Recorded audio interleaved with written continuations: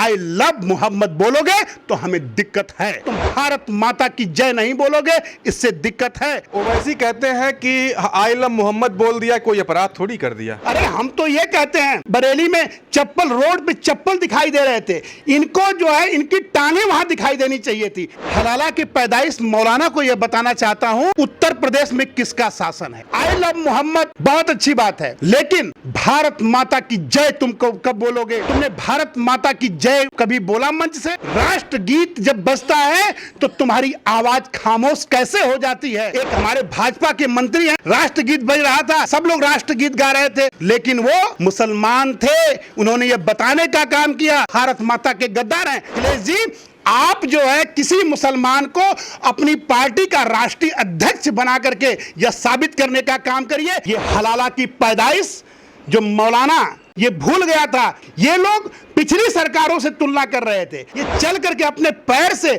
अपने घर तक नहीं जाने देने चाहिए था।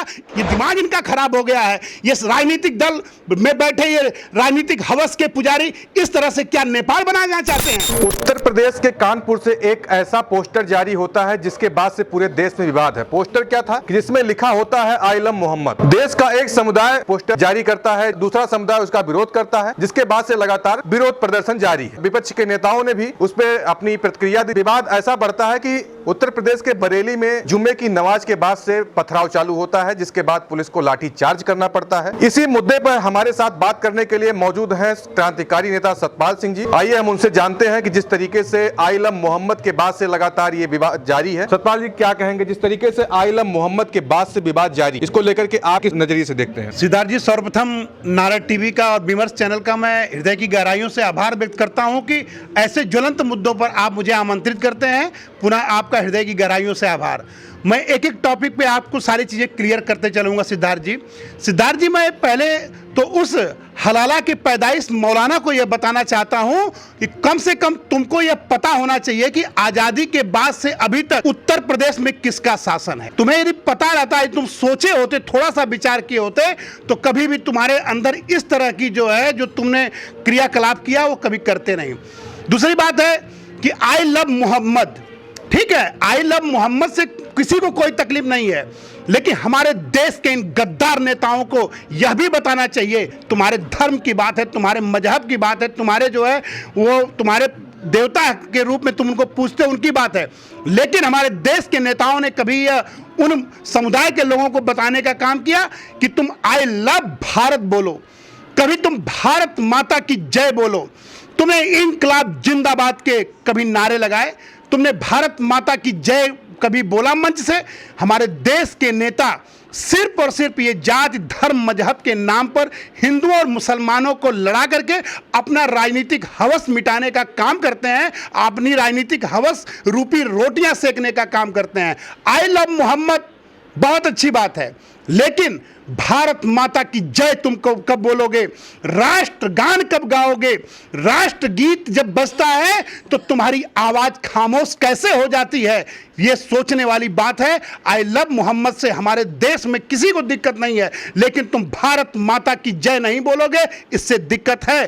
तुम जो है हमारे देश में हमारे राष्ट्रगान का विरोध करोगे, उसके लिए दिक्कत है। हमारे देश में रहकर, हमारे देश का खा करके तुम राष्ट्रगीत नहीं गाओगे, हमें दिक्कत है। हमारे देश में रहकर तुम इनकलाब जिंदाबाद के नारे नहीं लगाओगे, हमें दिक्कत है। तो आई लव मोहम्मद बोलोगे तो हमें दिक्कत है।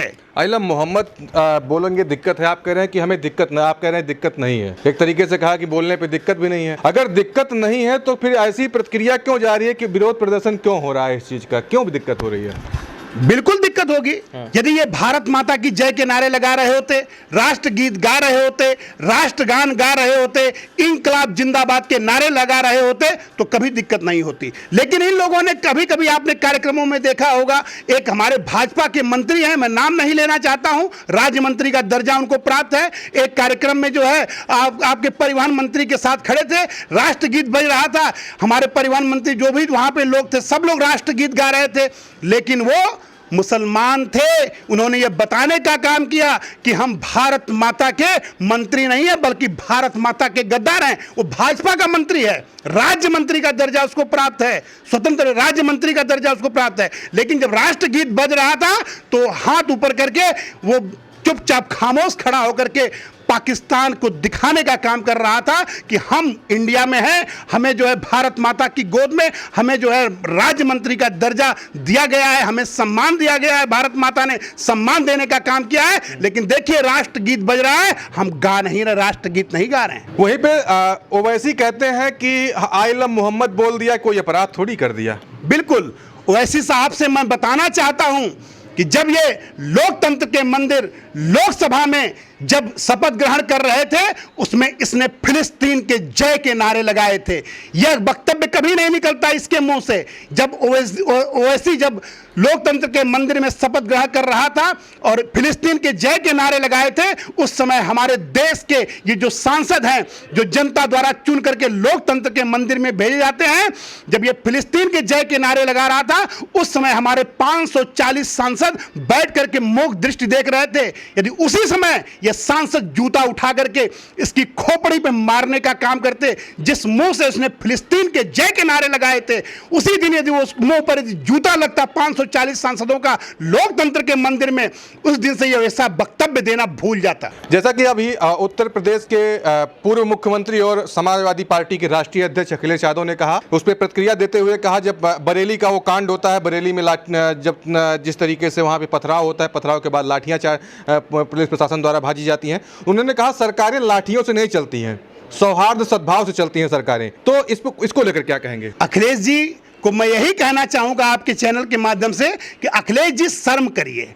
आपकी पत्नी हम लोगों की भाभी डिंपल यादव को जो इतने सम्मानित हैं, उनको जब ये मौलाना नंगे शब्द कह करके संबोधित करता है तो आपकी आवाज खामोश हो गई, समाजवादी पार्टी की आवाज खामोश हो गई, आपकी समाजवादी सेना की आवाज खामोश हो गई, आपके जितने भी संगठन आपने बनाया था आप सबके संगठन की आवाज खामोश हो गई। तो सबसे बड़ी बात है कि अखिलेश जी, आपका कुनबा, आपका परिवार अपनी देश की बहू के नंगी कहने पर, मौलाना के मुंह से नंगी कहने पे, वो भी जो है टीवी चैनल पे, जब आप खामोश हो गए तो आपको तो बोलना ही नहीं चाहिए। आपको तो मैं एक सलाह देता हूं आपके चैनल के माध्यम से कि अखिलेश जी, आप जो है किसी मुसलमान को अपनी पार्टी का राष्ट्रीय अध्यक्ष बना करके यह साबित करने का काम करिए। इस तरह से अपनी बहन बेटियों की इज्जत लुटवाने से काम नहीं चलेगा। ये समाज के, आपके समाज के लोगों ने भी, यादव समाज भी इस चीज को पचा नहीं पाया है, अंदर अंदर घुट रहा है। प्रदेश के मुख्यमंत्री योगी आदित्यनाथ ने उन्होंने मीडिया को बयान दिया कि मौलाना तौकीर रजा भूल गए थे कि प्रदेश में सरकार किसकी है। सिद्धार्थ जी, बिल्कुल हमारे पूज्य योगी आदित्यनाथ महाराज जी ने एकदम सही कहने का काम किया है। ये हलाला की पैदाइश जो मौलाना तौकीर रजा है, ये कई दिन से ही पूज्य योगी आदित्यनाथ महाराज जी को टारगेट कर रहा था। ये भूल गया था कि पूज्य योगी आदित्यनाथ महाराज जी 25 करोड़ प्रदेशवासियों की रक्षा करने के लिए मुख्यमंत्री की कुर्सी पर बैठे हुए हैं। ये लोग पिछली सरकारों से तुलना कर रहे थे कि सोच रहे थे कि पिछली सरकारों में जैसे जब चाहे कर्फ्यू लग गया, जब चाहे आपने चक्का जाम कर दिया, या मार मार के लाठी पूज्य योगी आदित्यनाथ महाराज जी की पुलिस। अरे हम तो ये कहते हैं कि वहां पे बरेली में चप्पल, रोड पे चप्पल दिखाई दे रहे थे, इनको जो है इनकी टांगे वहां दिखाई देनी चाहिए थी। उनकी टंगी हुई, कटी हुई टांगे और इनकी टूटी हुई टांगे वहां से बिना ये चल करके अपने पैर से अपने घर तक नहीं जाने देने चाहिए था। इस तरह का इनके साथ कार्रवाई करनी चाहिए थी। ये दिमाग इनका खराब हो गया है। ये राजनीतिक दल में बैठे ये राजनीतिक हवस के पुजारी इस तरह से क्या नेपाल बनाना चाहते हैं, क्या हमारा बंगाल बनाना चाहते हैं, क्या बांग्लादेश बनाना चाहते हैं, या मार मार के पूज्य योगी आदित्यनाथ महाराज जी की पुलिस तुम्हारा जो है खाल नोच लेगी, ये याद रखना। तौकीर रजा का एक बयान आता है, तौकीर रजा फिलहाल गिरफ्तार कर लिए गए उसके बाद से लेकिन उनका एक बयान मीडिया के सामने जो आता है, वो कहते हैं कि हमको भी मुख्तार और अतीक जैसे मार दो, हमें कोई दिक्कत नहीं, लेकिन हम अपने धर्म के प्रति हमेशा कट्टर रहेंगे। ऐसे जो है हलाला की पैदाइशों को मर जाना ही चाहिए, क्योंकि तुम जो है मुस्लिम युवाओं को भड़का करके तुम उनकी दाल रोटी की व्यवस्था नहीं करोगे, उनके घर पे ये नहीं पूछने जाओगे कि मुसलमान भाई की किसी की भूख से मौत हुई, तुम उस पर नहीं जाओगे।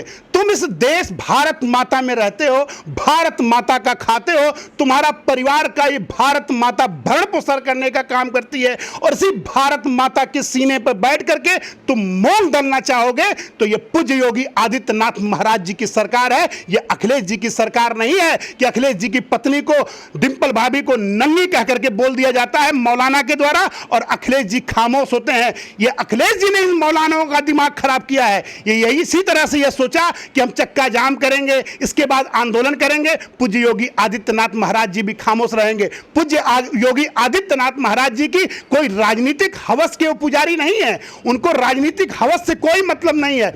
वो तो 25 करोड़ देशवासियों का मान सम्मान और स्वाभिमान बढ़ाने के लिए उनको ऊपर वाले ने मुख्यमंत्री की कुर्सी पर बैठा करके मुख्यमंत्री की कुर्सी की शोभा बढ़ाने के साथ 25 करोड़ प्रदेशवासियों का मान सम्मान और स्वाभिमान बढ़ाने का काम किया है। प्रदेश के मुस्लिम युवाओं को क्या संदेश रहेगा आपका? मैं प्रदेश के मुस्लिम युवाओं से यह कहना चाहता हूं कि ये नेता कभी आपको जो है शिक्षित नहीं होने देगा, क्योंकि शिक्षित मुसलमान कभी इस तरह की बात न करेगा न सोचेगा। ये नेता तुम्हें अपनी राजनीतिक हवस का शिकार बनाने का काम करेगा, तुम युवाओं पर अपनी राजनीतिक रोटियां सेकने का काम करेगा। जब तक तुम ये मुस्लिम युवाओं का, जब तक ये लाठी निकाल करके इन जो है गद्दार नेताओं के जो भारत माता में रह करके जो तुम्हें गलत शिक्षा देने का काम करते हैं, उनको दौड़ा दौड़ा करके मार के इनकी खाले खींच लो। हमारे देश का युवा, हमारे देश का मुसलमान युवाओं को ये मैं संदेश देना चाहता हूं कि आज तुम्हारे साथ जो घटना घटी है, क्या तौकीर रजा तुम्हें बचाने जाएंगे, या तुम्हारे ऊपर एफआईआर हुआ है तुम जेल जाओगे, तुम्हारे संगीन धाराएं लगाई जाएंगी, या तुम्हारा घर गिराया जाएगा, तो क्या तुम्हारे ये रजा जो हलाला की पैदाइश है मौलाना तुम्हारी किस तरह की मदद करेगा? अब तुमको झेलना है। और ये याद रखना हमारे देश के मुसलमान युवाओं कि तुम्हारा ये भविष्य बर्बाद करने का काम करेंगे, वरना पूज्य योगी आदित्यनाथ महाराज जी की मुख्यमंत्री की कुर्सी पर बैठते हुए तुम ये कल्पना अपने दिमाग से मत करना कि तुम कोई आंदोलन करोगे, तुम हमारे प्रदेश को नेपाल बना दोगे, या तुम बांग्लादेश बना दोगे, या बंगाल बनाने का काम करोगे, या मार मार के तुम्हारी खाले नचवाने का काम करेंगे पूज्य योगी आदित्यनाथ महाराज जी। चलिए, बहुत बहुत धन्यवाद। जिस तरीके से आपने अपनी बातों को बेबाकी के साथ रखा, आप थे सतपाल सिंह जी, जिस तरीके से इन्होंने अपनी बात को बेबाकी के साथ रखा। चलिए मिलते हैं ऐसे नए वीडियो के साथ, तब तक के लिए जय हिंद।